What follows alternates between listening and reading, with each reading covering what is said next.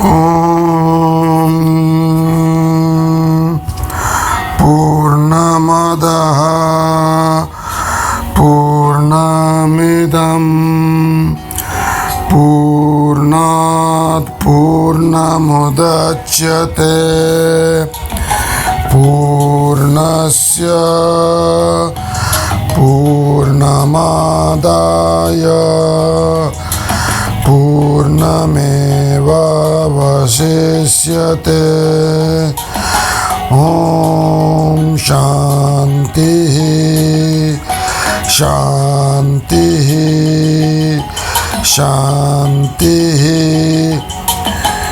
वह सच्चिदानंद घन परब्रह्म पुरुषोत्तम सब प्रकार से सदा सर्वदा परिपूर्ण है। यह जगत भी उस परब्रह्म से पूर्ण ही है, क्योंकि यह पूर्ण उस पूर्ण पुरुषोत्तम से ही उत्पन्न हुआ है।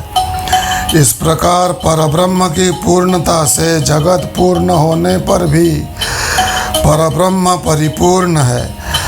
उस पूर्ण में से पूर्ण को निकाल लेने पर भी वह पूर्ण ही बचा रहता है, अर्थात यह सब एक ब्रह्म ही है।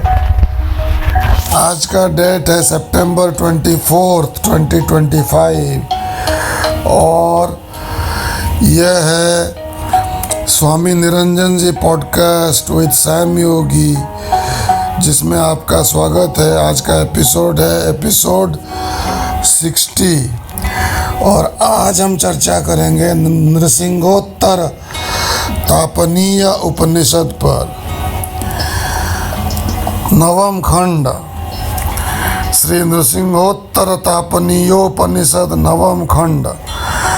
प्रणव के द्वारा आत्मा को जानकर साक्षी रूप से स्थित होने की विधि। ओम यह अक्षर अविनाशी परमात्मा है।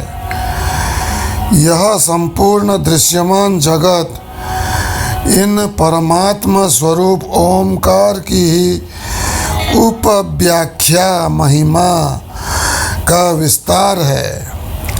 अतीत, वर्तमान और अनागत इन तीनों काल में होने वाला यह सारा जगत ओमकार ही है तथा इन तीनों काल से जो अतीत एवं जगत से भिन्न कोई तत्व है वह भी यह प्रणव ओंकार ही है। निश्चय ही यह सब कुछ ब्रह्म है तथा इस आत्मा की ओम इस नाम से अभिहित ब्रह्म के साथ एकता है और यह आत्मा भी ब्रह्म है। उपद्रष्टा अर्थात अपने समीप से समीप रहकर देखने वाला साक्षी तथा अनुमंता यानी अपने में ही अध्यस्थ प्राण और बुद्धि आदि को संनिधान मात्र केवल अनुमति देने वाला यह आत्मा सिंह अर्थात बंधन नाशक परमात्मा ही है। चित स्वरूप ही है, निर्विकार है और सर्वत्र साक्षी मात्र है। इसीलिए नाम पड़ा श्री नृसिंहोत्तर तापनीय उपनिषद, क्योंकि यह आत्मा सिंह अर्थात बंधन नाशक परमात्मा है, चित स्वरूप है, निर्विकार है और सर्वत्र साक्षी मात्र है। अतएव द्वैत की सिद्धि नहीं होती, केवल आत्मा ही सिद्ध होता है। एकमात्र आत्मा की ही सत्ता प्रमाणित होती है एवं अनुभव में आती है। आत्मा अद्वितीय है, उससे भिन्न किसी दूसरे वस्तु की सत्ता नहीं है। माया से ही अन्य वस्तु की प्रतीति सी होती है। निश्चय ही वह उपद्रष्टा अनुमंता रूप से बताया गया यह आत्मा साक्षात परमात्मा ही है। यह माया ही प्राज्ञ में अविद्या रूप से स्थित होकर उसके अर्थात आत्मा स्वरूप पर आवरण डालती है। वह संपूर्ण जगत के रूप में भासित होती है। आत्मा तो विशुद्ध परमात्मा ही है। यद्यपि यह माया सत्ता निवृत्त ही है, ढूंढने पर कहीं भी इसकी आत्मा से पृथक सत्ता उपलब्ध नहीं होती। यह माया परमात्मा में रज्जु सर्प की तरह अध्यस्त मात्र है। प्रकाश हो जाने पर जैसे रज्जु ही एकमात्र भासित होती है, ठीक उसी प्रकार अविद्या अज्ञान के नाश हो जाने पर ब्रह्म ही एकमात्र सत्ता रूप से प्रतीत होने लगता है। किंतु अविवेकी पुरुषों को यह आत्मा की तरह माया सत्य ही प्रतीत होती है, किंतु यह आत्मा ही स्वयं माया और अविद्या बन जाती है। तो यहाँ एक विराम लेते हैं और ये सोचते हैं, जिन लोगों के लिए जो कि जानते नहीं है कि रज्जु सर्प भ्रांति क्या है, इसमें अध्यास क्या है, अध्यस्त क्या है और अधिष्ठान क्या है। तो रज्जु अर्थात रस्सी हो गया अधिष्ठान, सर्प हो गया अध्यस्त, और जो रज्जु में सर्प की भ्रांति होती है, रस्सी में सांप दिखता है मंद अंधकार में, वह भ्रांति हो गया अध्यास। तो जैसे रस्सी अधिष्ठान में सर्प अध्यस्त भासित हो रहा है लेकिन है नहीं, वैसे यह ब्रह्म में यह जगत अर्थात यह माया भासित हो रही है लेकिन है नहीं। वही यहाँ निरंजन जी महाराज कह रहे हैं, यह माया परमात्मा में रज्जु सर्प की तरह अध्यस्त मात्र है।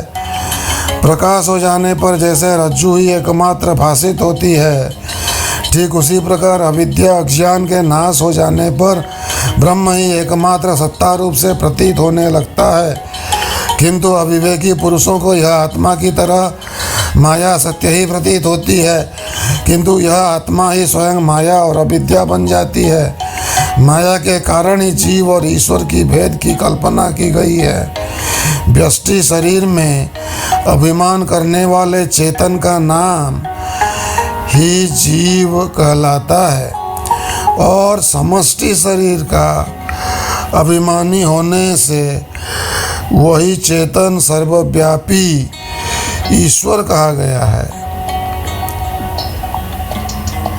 इस ब्रह्म स्वरूप के अज्ञान के कारण ही सर्वमय होते हुए भी अपने को अल्प शरीर का अभिमानी रखने के कारण ही जीव संज्ञा को प्राप्त होते हैं। यह सब माया द्वारा ही होता है। अतः जीव ईश्वर जगत मायाकृत होने से जगत और तत्संबंधी व्यवहार सबके सब मिथ्या ही है। यह आत्मा ही अद्वितीय सत्य है। सत चित आनंद इन लक्षणों द्वारा ही इसका ज्ञान होता है। इस ब्रह्म में उससे भिन्न दूसरी किसी वस्तु का अनुभव नहीं होता। ब्रह्म में अविद्या भी नहीं है, क्योंकि वह ज्ञान स्वरूप है, स्वयं प्रकाश है, सबका साक्षी निर्विकार और अद्वितीय है। यह सत्स्वरूप ब्रह्म अपने शरीर में आत्मा रूप से स्थित आनंद घन चित्त घन एवं स्वतः सिद्ध है। फिर से जीव ईश्वर जगत मायाकृत होने से जगत और तत्संबंधी व्यवहार सबके सब मिथ्या ही है। यह आत्मा ही अद्वितीय सत्य है। सच्चित आनंद इन लक्षणों द्वारा ही इसका ज्ञान होता है। इस ब्रह्म में उससे फिर न दूसरी किसी वस्तु का अनुभव नहीं होता। ब्रह्म में अविद्या भी नहीं है, क्योंकि वह ज्ञान स्वरूप है, स्वयं प्रकाश है, सबका साक्षी, निर्विकार और अद्वितीय है। यह सत्स्वरूप ब्रह्म अपने शरीर में आत्मा रूप से स्थित आनंद घन, चित्तघन एवं स्वतः सिद्ध है। वास्तव में कार्य रूप जगत की सत्ता न होने से यह परमात्मा सृष्टि का कारण रूप भी नहीं है। कार्य रूप जगत की सत्ता न होने से यह परमात्मा सृष्टि का कारण रूप भी नहीं है। जब समस्त जगत मिथ्या ही है, तब उसे कारण स्वरूप कहना मिथ्या है। जगत की सत्ता सिद्ध न होने से उसके कारण ईश्वर का भी सत्य सिद्ध होना पाया नहीं जाता। फिर से, जब समस्त जगत मिथ्या ही है, तब उसे कार्य रूप कहना मिथ्या है। जगत की सत्ता सिद्ध न होने से उसके कारण ईश्वर का भी सत्य सिद्ध होना नहीं पाया जाता। अतः कार्य की सत्ता न होने से यह परमात्मा कारण रूप भी नहीं है। यहाँ इस जगत से जो कुछ भी है वह सन्मात्र है। जो सत से भिन्न है वह असत है। तो निरंजन जी महाराज जब कहते हैं तो बहुत ही शुद्ध भाषा में कहते हैं। तो सन्मात्र मतलब सत, जिसका तीनों कालों में अभाव ना हो। परिभाषा आपको सुना देते हैं फिर से, उसे सत कहते हैं। और जो ढूंढने से भी पाया न जाए उसे असत कहते हैं। और जो कभी हो कभी ना हो, बन के बिगड़ जाए, मिल के बिछुड़ जाए, उसे हम मिथ्या कहते हैं। तो यहाँ कह रहे हैं नृसिंह तापनीय उपनिषद में निरंजन जी महाराज कि कार्य की सत्ता न होने से यह परमात्मा कारण रूप भी नहीं है।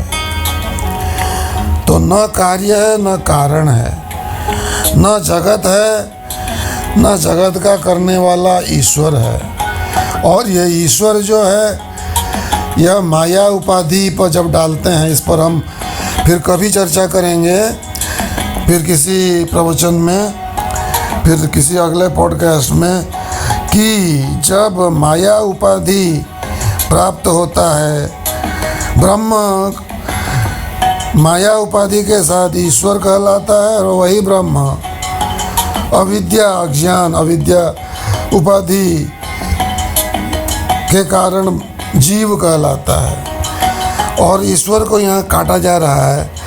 अतः कार्य की सत्ता न होने से यह परमात्मा कारण रूप भी नहीं है। यहाँ इस जगत में जो कुछ भी है वह सन्मात्र है। जो सत से भिन्न है वह असत है। इस प्रकार संपूर्ण कल्पनाओं के साक्षी रूप से सत्य स्वरूप ब्रह्म की ही पहले से उपलब्धि होती है।